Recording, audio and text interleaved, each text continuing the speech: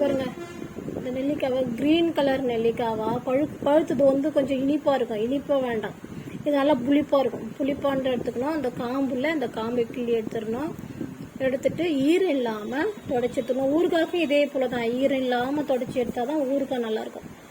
இது நான் தொக்கு பண்ண போறேன் பாருங்க.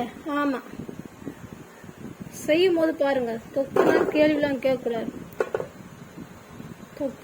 தொக்குனா ஊறுறதுக்கு பேர் தான் ஊறுகாய். நான் இதை ஊற வைக்கல, தொக்கு உடனே அப்படியே செஞ்சு தயிர் சாதம் அப்படியே அது சூப்பரா இருக்கும். சொல்ல முடியாது, சாப்பிட்டா தான் தெரியும். நான் ஏற்கனவே வந்து இது செஞ்சு வீட்டுக்கு கொடுத்து அமிச்சேன். எல்லாரும் என்ன செஞ்சாங்க, அதை வந்து மீன் குழம்புலாம் இருக்குதுன்னு சொல்லிட்டு இதை தொடவே இல்லை. அப்புறமா இதை எடுத்து சாப்பிட்டு நல்லா இருக்குதுன்னு சொல்லிட்டு மறுபடியும் இதே மாதிரி செஞ்சு கொடுங்க அப்படின்னு கேக்குறாங்க. நெல்லிக்காய் சீசன் முடிஞ்சிடுச்சு அப்போ எனக்கு.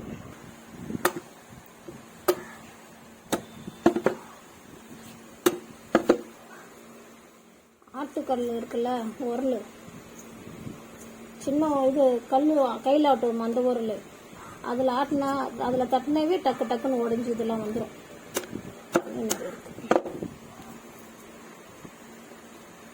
சரியா தனியா எடுத்துக்கணும்.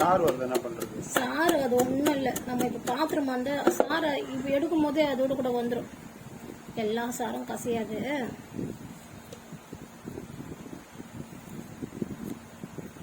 கொட்டையை மட்டும் எடுக்கிறோம். எல்லாம் தான்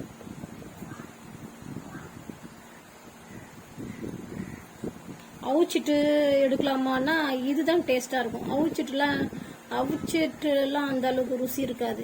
இந்த பச்சை புளிப்பு அப்படியே இருக்கணும், அப்பதான் நல்லா இருக்கும்.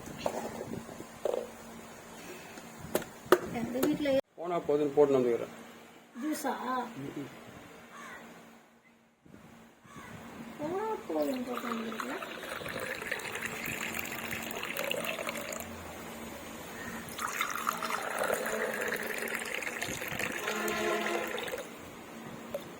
நெல்லிக்காயோட போட்டு குடிக்கலாம். வேணாம், ஜுரம்.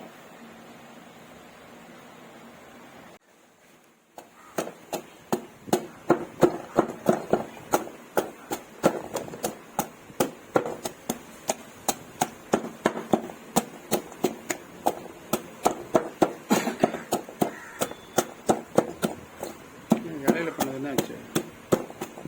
நீங்க தான் மனசு கஷ்டப்படுறீங்களே. சாரெல்லாம் போயிடுது இல்ல,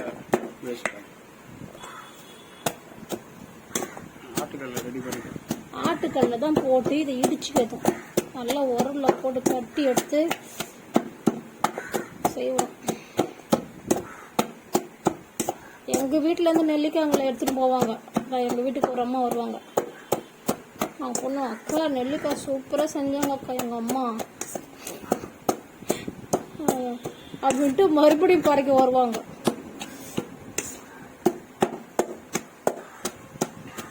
இந்த நெல்லிக்காய்க்குன்னே எங்க வீட்டுக்கு வருவாங்க. ஏசப்பா, எங்க வீட்டுல ஸ்கூல் முடிஞ்சு பசங்க வந்து பறக்கன்னு போவாங்க, அதனால விட்டுருவோம். ஸ்கூல் முடிஞ்ச உடனே இந்த புளியங்காவையும் இந்த நெல்லிக்காவும் பொறுக்கிறதுக்கு ஓடியாருங்க பசங்க வீட்டுக்கு. அதெல்லாம் சின்ன வயசு ஆசை. நானும் தான் இது புளியங்காய் பொறுக்கிருக்கேன் சின்ன வயசுல.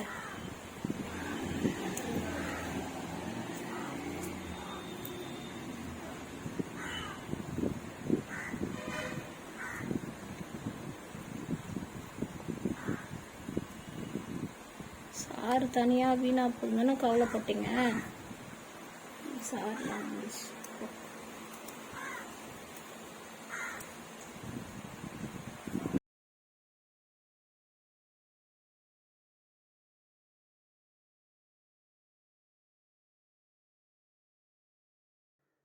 தனியா ஒரு 3 டீஸ்பூன்.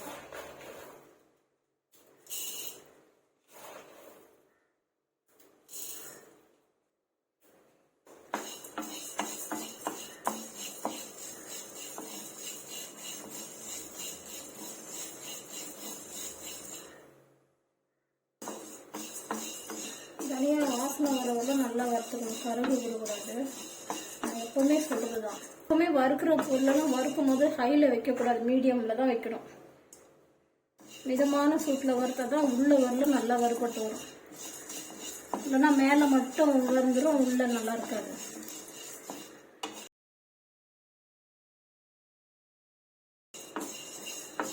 இந்த பொடி ரெடி பண்ணி வச்சுக்கணும்னா நம்ம என்னென்ன தொக்கு பண்ணுறோமோ, மாங்காய் தொக்கு, நெல்லிக்காய் தொக்கு எல்லாத்துக்கும் யூஸ் பண்ணிக்கலாம்.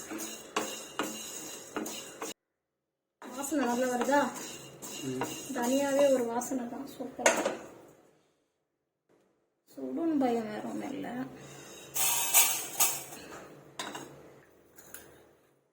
சீரகம் ஒரு 2 டீஸ்பூன்.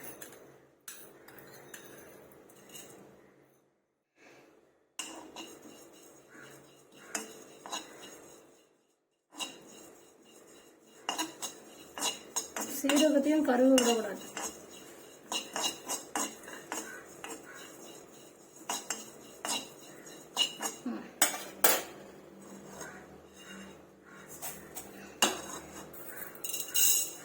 வெந்தயம் ஒரு 1.5 டீஸ்பூன் வைக்கிறேன்.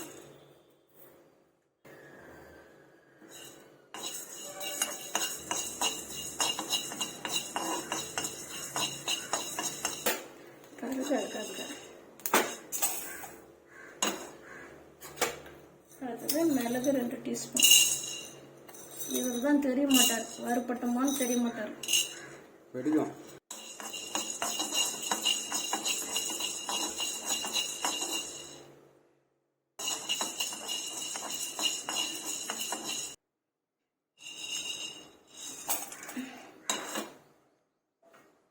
அதான் முக்கியமானவங்க காஞ்ச மிளகாய். ஒரு 25 காஞ்ச மிளகாய் இருக்கும். 25 மிளகாய் எண்ணெய் எடுத்து வச்சிருக்கேன்.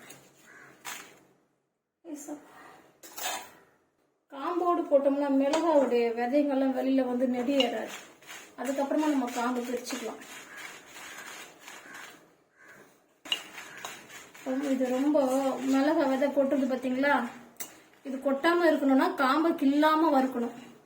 காம்பை கிள்ளிட்டா இந்த விதையெல்லாம் வெளியில வரும். அப்புறம் நம்ம நிக்க முடியாது, புகையிடும், நெடியேறும். விதை முதல்ல தீஞ்சிரும். தீஞ்சிரும், விதை தீஞ்சிரும். கடைசியா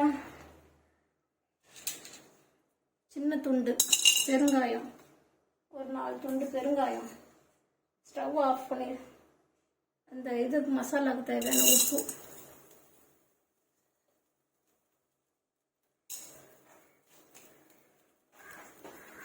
அவ்வளோதான். இது சூட்லேயே இதுவாகிடும், ஆஃப் பண்ணிடலாம்.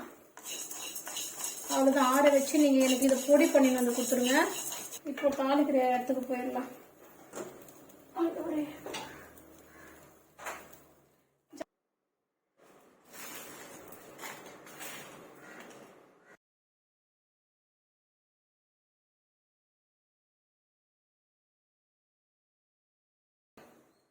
நூறு ml ஆயில் விட்டுக்கலாம். ஊறுகானா கம்பல்சரி நல்லெண்ணெய் தான். நல்லெண்ணெய் இல்லாதனால கோல்டு வினர். ஆமா, தொக்கு தானே. ஆனா ஊறுகாய் பண்ணோம்னா கண்டிப்பா நல்லெண்ணெய் தான் வேணும்.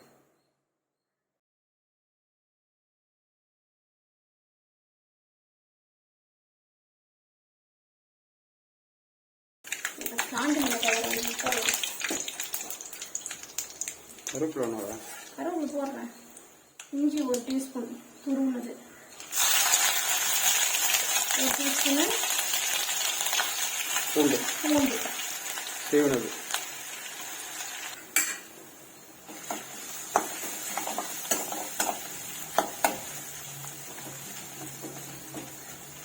இஞ்சியும் பூண்டும் நல்லா வதங்கணும்.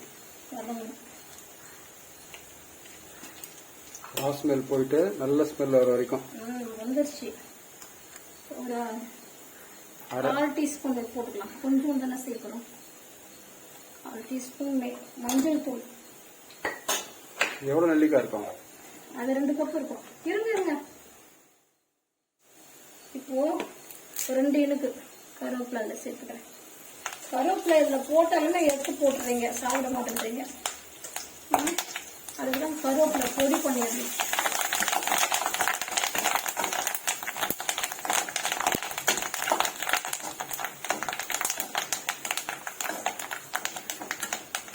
நல்லா அந்த வெடிப்பு சத்தெல்லாம் அடங்கிடுச்சா? நம்ம அரைச்சு வந்தோம்ல மசாலா, அதை காட்டிட்டு அரைச்ச மசாலா அதை நான் ஒரு 3 டீஸ்பூன் போட்டுக்கிறேன்.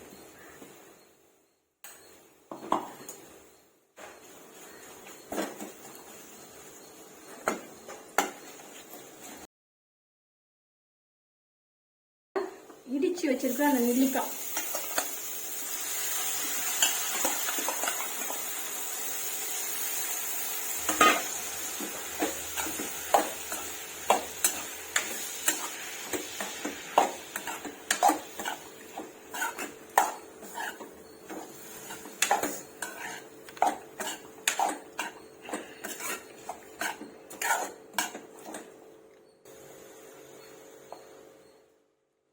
இது காரம் இருக்காது, காஷ்மீர் சில்லி அழகு கலருக்காக.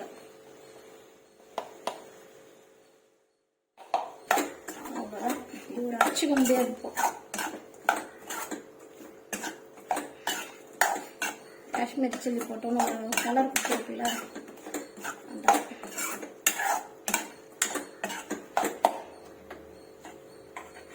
பார்க்குறேன். கொஞ்சம் போடலாம், தூள் உப்பு போட்டு.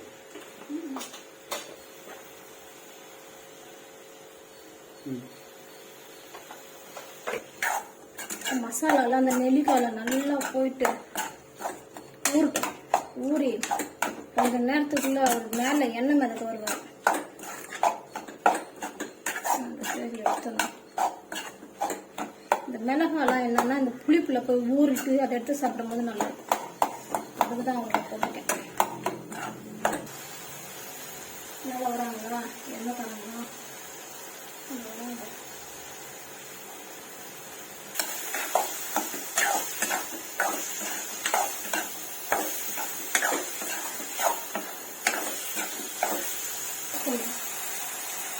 லேசான ஒரு டேஸ்ட் வெல்லம்,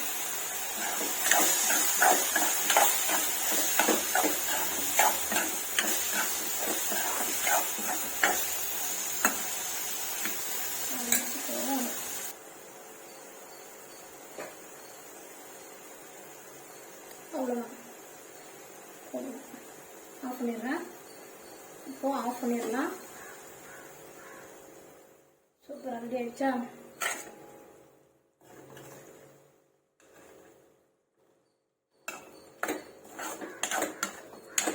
சூப்பராக சுவையான நெல்லிக்காய் தொக்கு ரெடி.